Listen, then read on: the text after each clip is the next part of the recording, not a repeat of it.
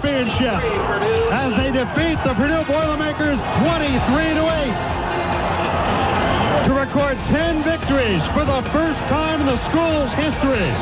It feels absolutely great. But we really want a bowl ring now too to add on to our ring, so it's exciting.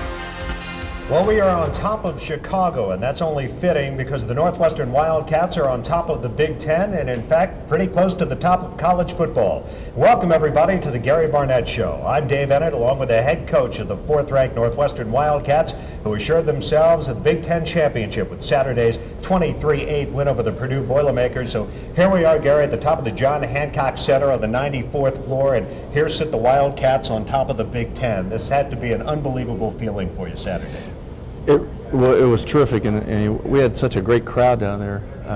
Our kids, when the game was over, tried to go over and go up into the stands where our crowd was, but the crowd emptied so fast that it just became a big meeting out in the middle of the field. But our kids were really fired up for that game, and we knew what we had to do, and our defense came out and did it right away, and it ended up being a terrific game in many ways. But I think what was really fitting about it, Dave, was that was the place that we had our first Big Ten win as a staff and with these kids, and to be able to wrap up a Big Ten championship down there as well, it just seemed like we went full cycle. Well, you had the Big Ten trophy there with you. You brought that back to Evanston on Saturday night, and you got a very warm reception from a big crowd when the buses pulled up to Dykes. We had a great crowd. We had everybody in Evanston there, and they had to make a tunnel for us to get to the locker room. It was so packed. The band was there, and I slept with that trophy Saturday night. Once you know. Well, I know you're going to be sitting back now waiting to see what happens with Michigan and Ohio State. We'll talk about that game. We'll review the highlights of the Wildcats' victory over the Boilermakers coming up on the Gary Barnett Show. Always sharp. Once he's got Bates cutting across the middle. He's to the 50, the 45, 40. He's to the 30. He's to the 15, 10, 5. Touchdown! Wayne Bates!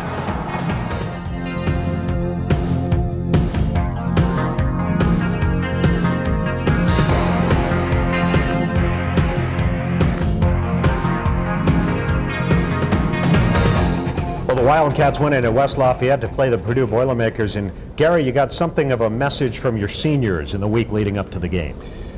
We had breakfast on Thursday morning, and I always asked the seniors what I could do at this point, what they felt like I needed to do to maybe do something extra to get that team ready.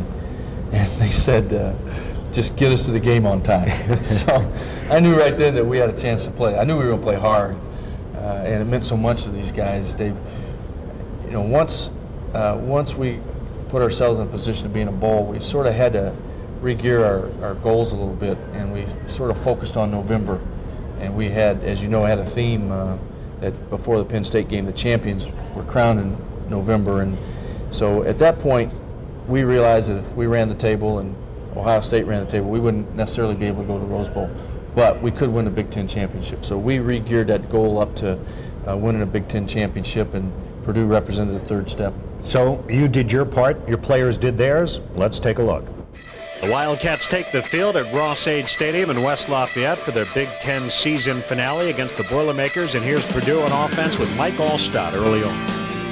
He's a tough runner, Dave, and our defensive back did a good job all night tackling him, but he really is a load.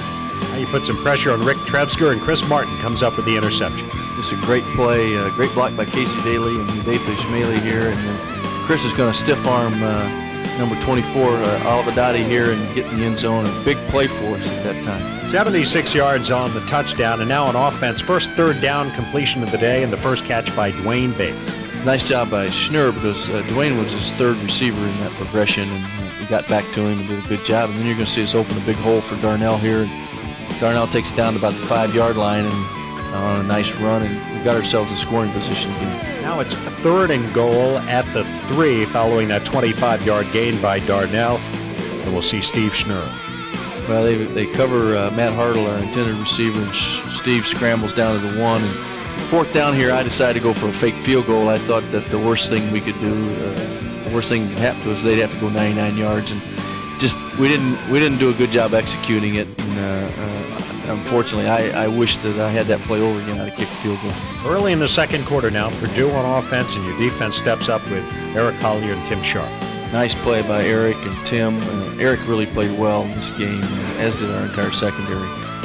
Now the Wildcats on offense here, and it was tough sledding for a while there midway through the second quarter for both teams. Purdue on offense now, and some pressure on Trevsker. Well, this is a great rush by Ishmaeli, and Chris almost gets another interception. But we come back with this big play as soon as we get the ball back, and this is the biggest play of the year to Dwayne, and he gets in the secondary, and we've been waiting for this to happen, and he just ran by everybody, and see that excessive celebration there. But it was a big play for us at that point in the game. 72 yards, and the Wildcats with a 14-0 lead late in the half. Now Purdue comes back with a big pass play. Well, they catch us in cover 2 and fake Danny Sutter up and do a nice job of moving the ball here. And it looks like they're going to get themselves in scoring position here at the end of the first half. But with this draw play especially, Allstott breaks out, but Rodney makes a nice tackle.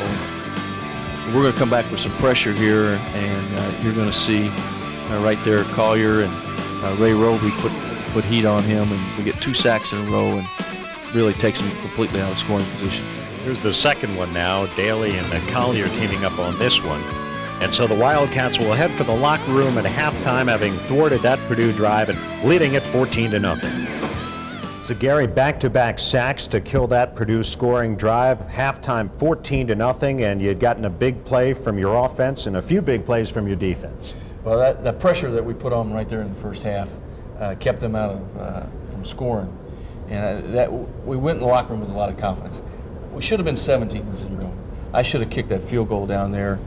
We had put in a fake that week, and I knew I should have held off. I should have kicked it, and I have a regret about that. But we did put them on the 1-yard line, and they would have had to go 99 yards, and so it wasn't that much of a chance. It was just a little risky. Well, there were some good things to come for the Wildcats in the second half, and we'll take a look at those highlights after this. And back to throw it is Trevsker on first down. He's got some time, guns it, intercepted. Danny Sutter makes a diving interception at the 45-yard line. Danny Sutter's second career interception. Third turnover by Purdue today. As well as all the team, and that's what it really was. It was a concerted team effort. You know, everyone stepped up and did what they had to do to bring home a victory. We had the big plays when we needed them, and we just brought it home. Welcome back to the Gary Barnett Show. 14-0 in favor of the Wildcats at halftime, and Gary, things seem to be going your way. 14-0 lead's nice to have at halftime. We told the kids that we were 30 minutes away from winning a Big Ten championship, and we have a term that we use. We had them where we want them now. We were just going to squeeze them, and that's what we felt like we had to do. We had to squeeze them in the second half, and then we're going to win the game. You didn't have to say much to our kids at that time. They were ready to go. Well, let's take a look at the second half highlights. The Boilermakers against the Wildcats. Pat Fitzgerald watching on the sidelines as the Wildcats lead the Boilermakers 14-0. Early stages of the third quarter now. Purdue in punt formation. Your special teams come up big again. This is Chris Martin blocking that, and then right here, I would rule that a fumble in a recovery by Kevin Buck, but the officials call it a safety. Must have called it in the grasp, I assume. So that gives us 2 more points, and then we come right back. We get the ball back after the safety, and you see Darnell's going to take this thing down to this is pretty close too. They give it to us on about the one foot line, but that's pretty close right there. Steve Schnur, though, will make it academic on the very next play. 60 yards on that run by Darnell Autry, and here Schnur will sneak for the touchdown. Actually, Darnell's looked like it was more across than Steve's did, but we walk away with the 6 points regardless. And so now it's a 23-0 game, and we'll look at the quarterback, Trevsker, on the option to the right and a near turnover. Well, they were checking the option versus our blitz, which is a good call, but they didn't execute it very well there, and Keith Lazowski almost picked that thing up. Here you're going to see Brian Musso on really nice punt return, and he's making some guys miss, and Brian's one of the best that there is out there in space, and then they throw on a face mask penalty after that. 20 yards on that return by Brian Musso. Had returned 160 yards the week before. Now, here's a rare interception thrown by Schnur. Well, Steve gets hit on this ball, and this isn't Steve's fault. We just have to protect him a little longer, and then we're going to come back and and we almost sacked the quarterback. He makes a great play to get this ball out here to Allstat. It's still going to be about 15 yards short of the first down, however. 7-yard loss on that play. Late third quarter, Wildcats back on offense, and Schnurr will find Bates again. One of the 6 catches, and we had the dig route open with Dwayne all day, and we were able to get him the ball in the big play. Now here's a turnover by the Boilermakers. Great strip there, Gary. Right, William Bennett stripped that ball, and this is that kind of play is what's put us number 2 in the country turnover margin. When we come right back, we almost turned the ball over. We got a freshman, Lavelle Brown, in there. The ball gets knocked out of his hand. We got to get him going north and south. Well, a guy who does go north and south for you is Darnell, and he'll get you out of that hole with a couple of good runs here. Well, we have 2 good long runs, but it was 2nd and 35, I think, from this point. So I think we had 2 15-yard runs, but it's just not quite enough. 4th and still a long way to go. Punt formation here, and you'll get one block. Well, this is a breakdown in our protection up front. And, doggone it, puts 7 points on the board for Purdue here. Takes away from the fact that we ended up being the nation's leading defense against the score, and we were hoping for a shutout in this game. Matt Rice delivering that hit to Allstott, loses his helmet, and that's a 1-yard loss. And then here again, Trevsker throwing and an interception by Danny Sutter. Great play by Danny. He sort of baited him into that, and so our defense comes up with a big stop again, and tremendous game by our secondary and our entire defense. And the celebration was on in West Lafayette. The final stats, Coach, 3 more takeaways by your defense, as well as those 2 sacks in the first half. And we also had 369 yards total offense, and Dwayne Bates had 6 big catches for 131 yards, and then Darnell put up 226 with 32 carries, and so we had some significant stats in that game. But I think holding Purdue to 128 yards on the ground, the leading rushing team in the Big Ten, just sort of puts a final piece of the puzzle together for our defense and the way they played this fall. Well, the celebration of the Big Ten championship was on in West Lafayette, and Amy Stone has a report. This week, Coach Gary Barnett and his assistants displayed their championship rings in the locker room, a symbol of what was to come for this year's squad, which capped off their Cinderella season, shutting down Purdue to capture their first Big Ten championship in 59 years. We've just done something that nobody's done around here since 1936, and I've got an empty spot over there where it says 1990 question mark, and I'm going to go paint that in with a 5 now. And it means 10 wins. It means respectability. It means playing a schedule that we played and to win the way we did. That we're a big-time football program, and we got big-time football players. I'm from Madison, and when I came to Northwestern, everyone in Wisconsin, all the football players were showing off their Big Ten championship rings. Now I can't wait to go back there and show mine a little bit. This is culminates everything that everybody that Coach Barnett recruited came to Northwestern for. We wanted a ring, Big Ten championships. Now we can, print it up. Here, put it in the books, and it's ours. Johnson set a school record with his 44th straight start. Despite the absence of Big Ten tackle leader Pat Fitzgerald, the Wildcats defense handled a Purdue offense out of sync, beginning with Chris Martin's interception return for the first touchdown of the game. He saw the out route. I just bit up on it, stole it, and got a good block from Houday for his mail and was fortunate to take it to the end zone. Martin added a safety at the beginning of the second half. The D also recorded back-to-back sacks and didn't allow highly touted fullback Mike Allstott to score a touchdown. Just so impressive that we could come in here and stop that running attack, 10th best in the nation. We were so motivated. I felt we could not be stopped or they could not run on us. We were so geared up out there. It was just, we knew what we had to do, the position we had to be in, and so we just went there and made plays.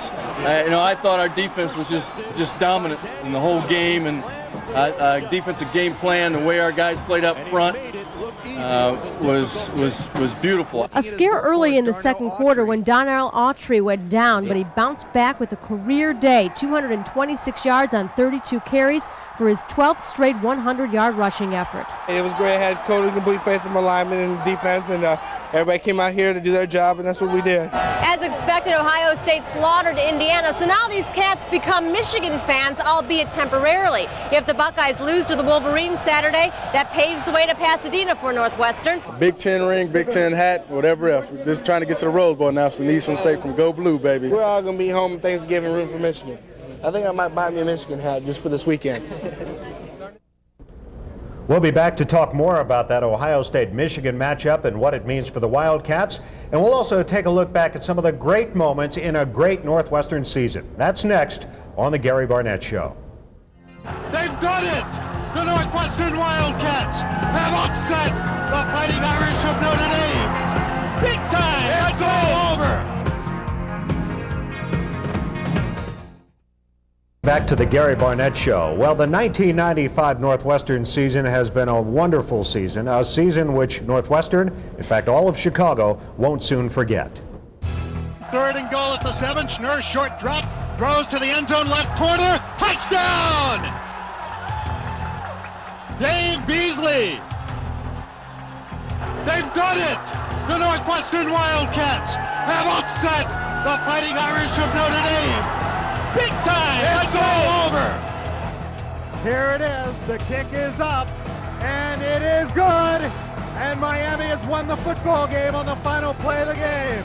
Hand off Darnell Autry, left side, big hole to the 45. Stutter step 40, down the sidelines, the 30, the 25, the 20, to the 10, and he's knocked out inside the 5 at the 4. Steve Schnurr hands it off to Darnell Autry up the middle, cuts to the right, across the 40, still on his feet, he's to the 30, angling left, the 25, the 20, he's to the 15, he's to the 5, he's in for the touchdown! Darnell Autry, 42 yards, and the Wildcats go back on top. Is he amazing or what? Schnurr takes the snap, play fake, he's gonna throw man wide open, sliding catch, touchdown, Matt Hartle! Matt Hartle's first touchdown! Wildcats show blitz. Here comes Ishmaeli, Greasy back to throw. He's hit as he throws. It's intercepted! Yes! William Bennett intercepts at the 21-yard line. And the Wildcats are going to win the game. Schnurr gives to Autry. Right side, cuts back left, 30, 35, 40 in open field. The 45, the 50. There he goes, the 35, the 30 angling right. He's at the 15, the 10, the 5, into the end zone. Yes, it is. Touchdown. Samuel gives to the running back. Tries to get to the outside.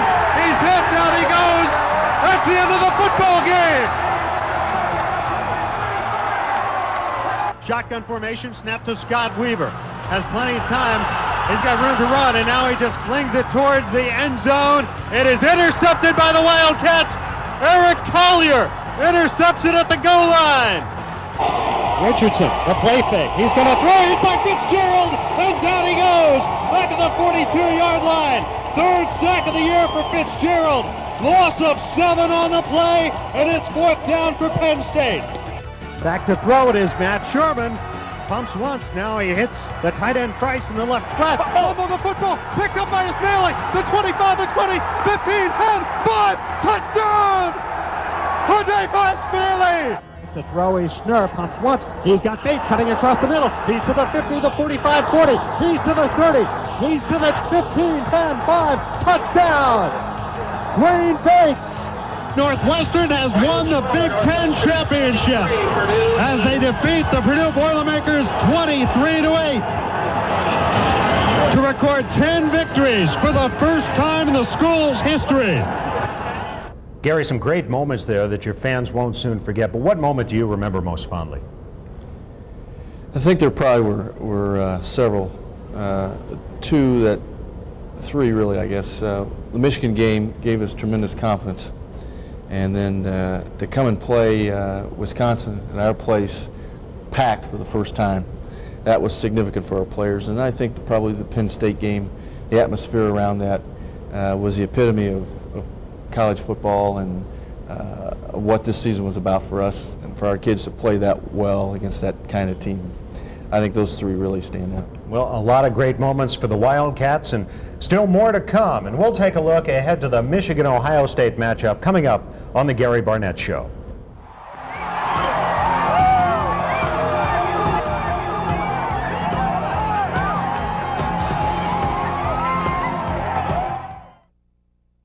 Moment. I think the most special moment for me personally was at Penn State with that packed house, predominantly our crowd, you know, national television, Keith Jackson, and beating them the way we did was just, you know, a special moment that I'll never ever forget in my entire life. The Big Ten Championship Trophy, which belongs to the Northwestern Wildcats for the first time since 1936. And coming up on Saturday, Ohio State will travel to Michigan. The Buckeyes need a win to go to the Rose Bowl. Otherwise, Coach, you guys head for Pasadena. So I have a funny feeling that you're going to become a Michigan fan on Saturday. For the first time ever, I'm going to cheer for Michigan. And really, Dave, all those things are out of our control. We're extremely excited to either go to Orlando for the CompUSA Citrus Bowl, which is a tremendous bowl. It's a great place for our families, for our kids, or Pasadena for the Rose Bowl. Pasadena represents the highest standard in the Big Ten, and the greatest award. And so for us, that's important. But believe me, either way, we're going to be really excited. What do you think Michigan's chances are of upsetting Ohio State? In that game, anything can happen. You throw out the records. Both teams will fight hard. Ohio State has a little more to play for, but Michigan, his pride has to be stung now after losing to Penn State. So I think it's going to be a great game. Well, I know you've heard from a lot of celebrities, some of them famous alumni, some of them just fans over the course of the season, but you got a letter the other day that I think the folks would be interested in hearing about. Well, I had done an interview with the LA Times, and in the interview I talked about seeing the movie City Slickers, and I referred to a defining moment in that movie when Curly held up that one finger and said, just do one thing and do it well. And so I made a reference in there of sitting in this dumb movie, and I see that happen. And so Friday I got a Federal Express package in the mail. It was a signed, autographed screenplay from City Slickers by Billy Crystal. And along with it was a note saying he was really proud of that movie, and he asked me not to refer to it as a dumb movie again. So I want to take this time to say that was a great movie, and I loved it, and it was a defining moment for me. And Billy, thanks for the manuscript. Well, I know it's been a year that you've got fans coast to coast pulling for the Wildcats, and I know you'll have a lot of folks pulling for Michigan to pull off the upset and send you to Pasadena. No matter what happens, we've had a great year. That trophy's ours. It can't go anywhere else, and we look forward to playing the best team that we can play in a bowl game. All right, Coach, have a happy Thanksgiving. We will see you again somewhere outdoors, somewhere warm, maybe under a palm tree in the weeks to come. You can count on it, David. All right, and that'll do it for this edition of the Gary Barnett Show. For the coach, I'm Dave Eanet. Thanks very much for being with us, everybody, and we'll see you soon. It's great. I can see Comiskey Park, United Center. Take a look. Dave, I can see Florida, and I can see Pasadena as well.